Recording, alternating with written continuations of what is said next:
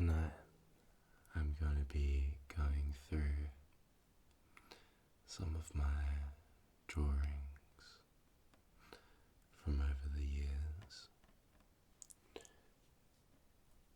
going to be just doing a little bit of whispering and soft speaking while showing you my work. While looking for my drawings and pieces from over the years, I realized that I'm actually missing quite a lot of drawings. So in this video I will just be showing you a few. Hopefully I can find some more and then make another one for you guys. So I hope you enjoy this one. And let's get into the first drawing. Alright, so I have several little drawings to go through.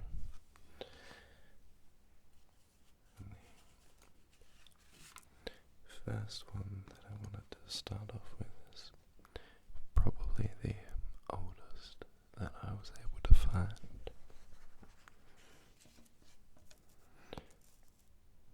Which is this drawing of an eye that I did back in, I would have been about 10 years old, 11 years old. I used to draw eyes all the time as a child, and this is the only one that I've been able to find in my collection of art. I think that this was one of the first eyes that I did where I started experimenting with window and light reflections in the eye. I was also trying to get those little dark specks that are often in many irises. I had been doing shading for a few years, and so you can see my shading work around trying to accent the lid of the eye as it comes into the nose. This eye was quite a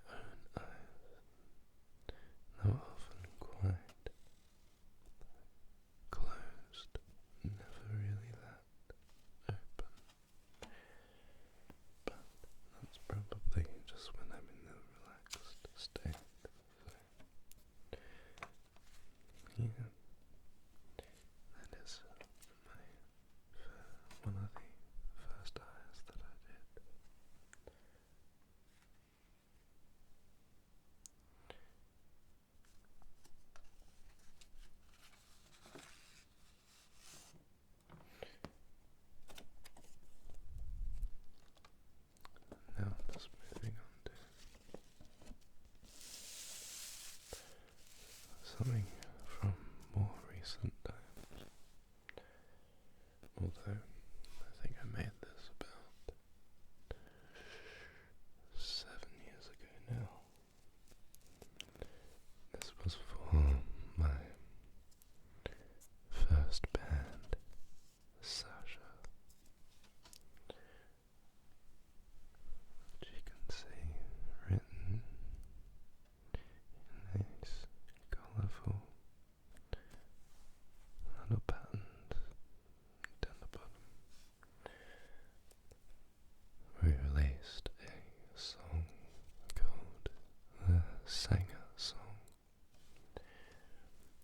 For those who aren't from Australia, a sanger is a sandwich.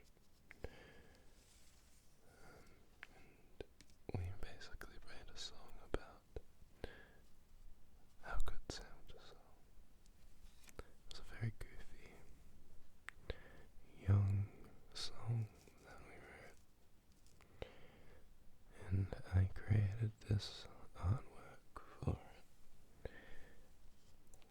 It was a bit of a experimentation with sort of semi-psychedelic, random colour patterns. You can see these swirls that I've got going all around the side. I used to love doing these swirl patterns.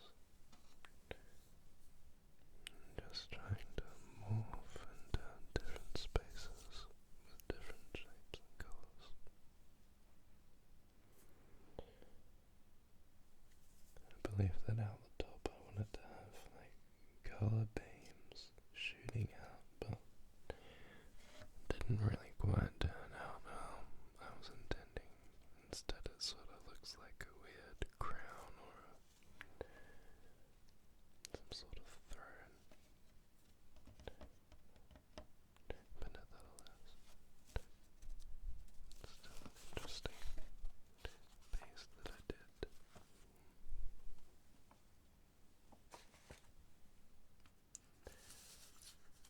This next one was a little bit goofy. This is a freehand drawing that I did over a couple of maths lessons in year 9. I really hated maths through high school, and I found it quite useless and boring. So throughout, it must have been the end of the year, but throughout December, I remember sitting throughout the classes with the picture up on my laptop and just getting the general shapes and the proportions right. Eventually got the courage to fill in some darker lines, and then later used a little bit of lead pencil just to get those shadow marks to make it really pop, to be an accurate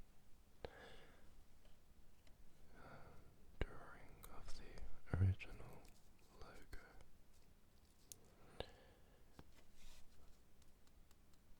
Even wrote the little phrase there. But I was quite proud of this one. I even ripped it out of my diary so that I could keep it over the years. I think I actually glued it into my later diaries, which is why there's more paper behind. I believe that there was 2017 diary and then 2018 diary. I must have had it as the first or last page in my book, just to show off to my friends as a bit of a joke, but also because I really liked this drawing.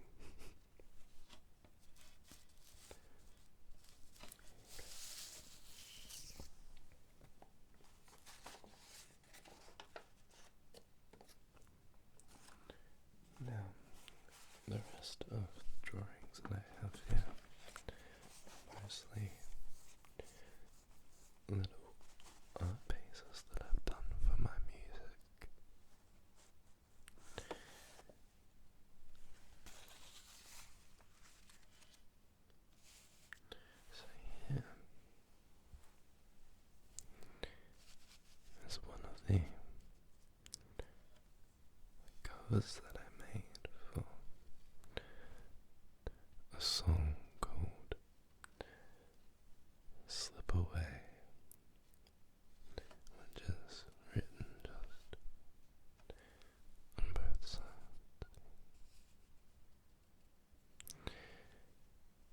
This song I wrote during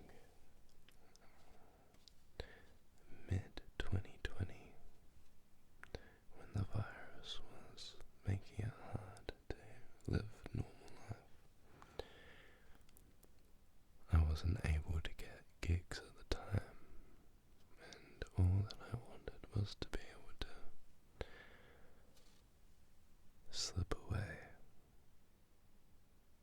through time to somewhere where I can play music and tour the world. So, the image here, I designed to be inverted colour so that the white becomes dark and the dark becomes white. It's a representation of me breaking through space and time with my guitar on the way to tour the world and make my mark. It's still my dream, and I hold this one very close to my heart. When I took the image and inverted it, I managed to use a little bit of colour treatment to add some specks of colour through this little kind of comet trail. I probably could have added some dark dots just to be acting as stars when inverted, but I was very happy with how this looked, especially on this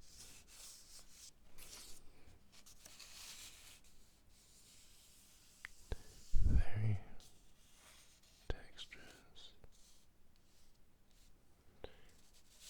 paper.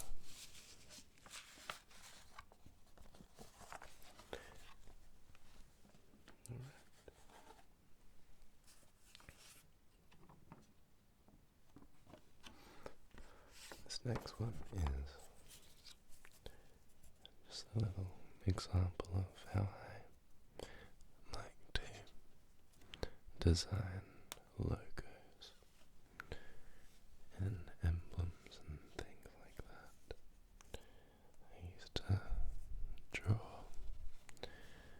a lot of superhero logos, like the Batman logo and Spider-Man and Superman logos.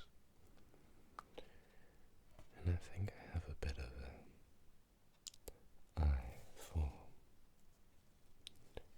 simple but effective designs. So this one is my solo music, my band logo for DJC, which if you're interested you can find on all music platforms. Just type up DJC and you should see a gold logo that looks like this.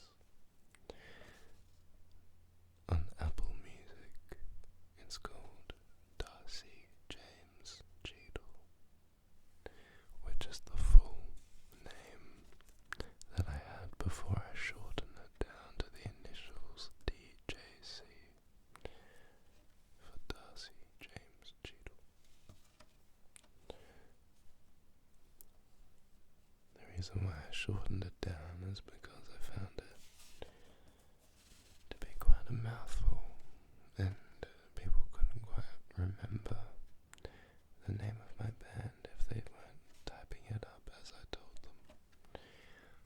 But now with DJC, it's a little bit easier to remember. The only downside is that now people think that I'm a DJ sometimes, which is not at all what I do. I record all of my elements to my music, which is drums, piano, guitar, bass, vocals, and other instruments that I load in online and play through a MIDI keyboard. So all of the music that you hear of mine is not sampled. It's not pre-recorded by someone else and me adding it in. It's all my own original creations, as well as my artwork, my logo, which you can see, my process of trying to get the proportions. So yeah, I take a lot of pride with my creation, my art, but I do wish that I still had a lot of the art that I've made over the years. I'm sure I'll find it when I clear out my stuff soon, but for now, it is what it is. Now,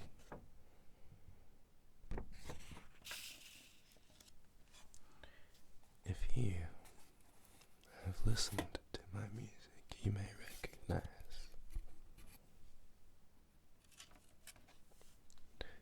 this is from my album called Smokies 2. Smokies 2. This album was the second album that I made. A lot of it recorded through Apple earbuds, like lots of acoustic guitars and a bit of vocals, and then a lot of it was electronic drums that I made and wrote with my mate Samuel Cole, who helped me produce this album.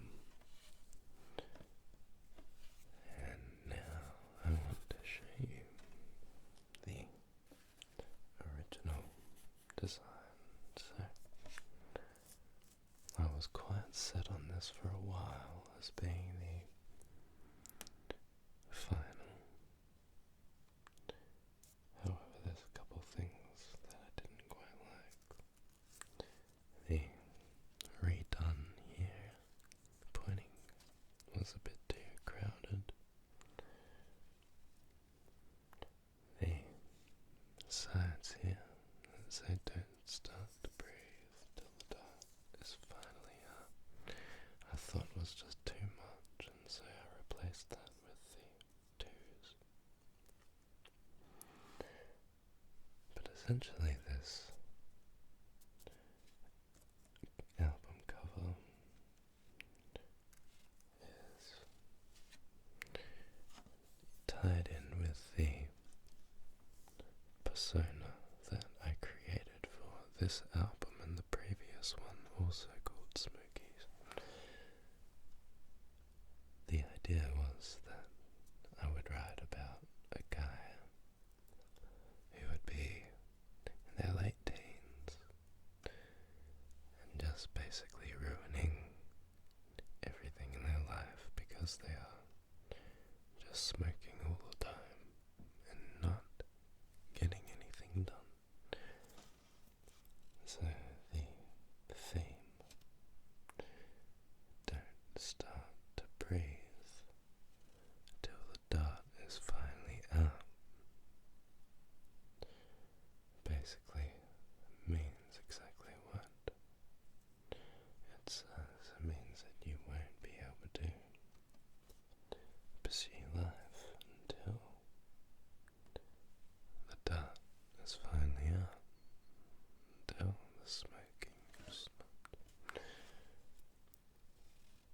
was a little bit of a fun idea that I wanted to play around with over a bit, so that's what this album was for.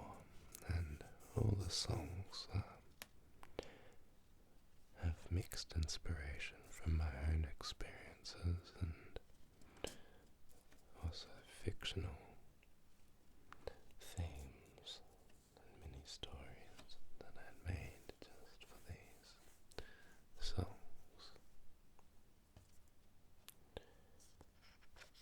So this was the draft,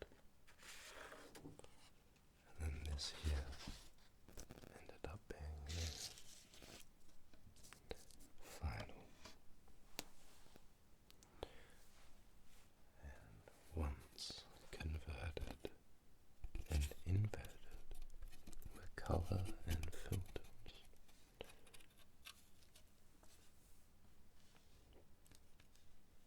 looked like this, which was exactly how I wanted it to look. So there's that. I even have a little photo that I found. This is me at my ex-girlfriend's house. Just in the sun, proud that my album was finally out, holding this little plug that I made.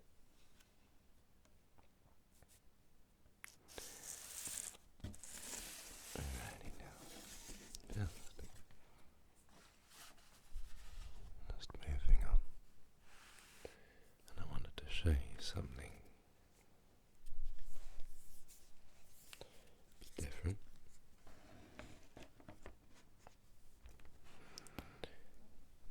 Now you might be confused why I'm showing you some Paul Kelly painting. This is a book made recently for all of my grandfather's paintings. My mother's dad was a very, very good painter, very skilled, and he was also a craftsman and a farmer and all sorts of stuff. He's my only living grandparent at the ripe old age of 93. He doesn't paint anymore, but he's still got a thicket of hair. That's what he looks like this time. So I just wanted to show some of his art really quickly.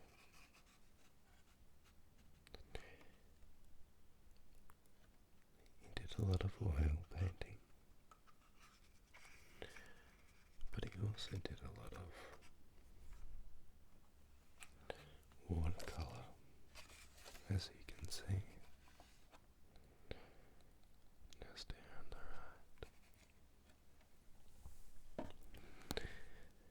A lot of these paintings were made through the 50s, 60s and 70s, showing basically pictures of the Australian life back then, before it was all converted to modern buildings and grossness.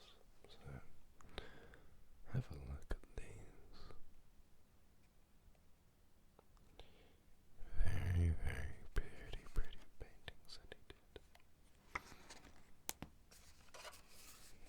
A lot of them are of the properties that he lived on, places he visited.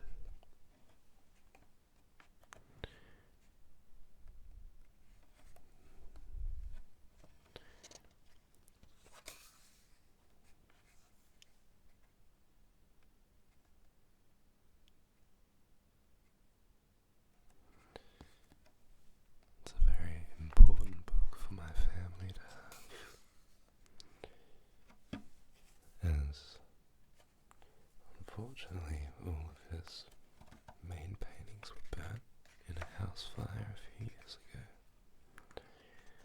when my nana was still alive, and they accidentally burnt down the house. So this is what we have left. We have some of these paintings still in physical copy, as they were at other houses when the fire happened.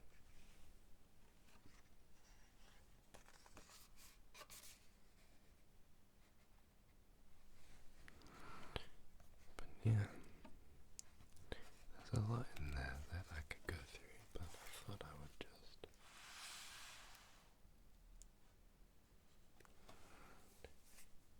show you that for now.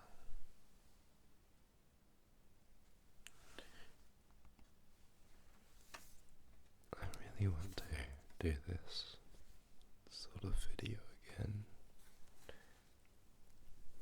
with any more paintings and art that I can find of mine, because I have a lot from over the years that has just managed to disappear wherever.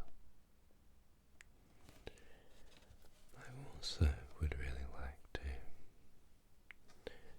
do a drawing video, possibly even a painting video. Just set up like this with the lights and the camera overhead. Just getting those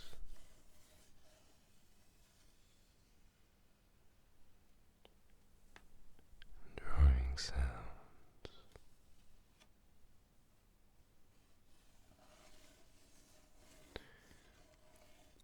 and taking a good little while to relax and make some art. I really like drawing rooms, landscapes, buildings and architecture, but I think painting landscapes has to be my favourite, as you can't really get it wrong. You can just let the lines take you,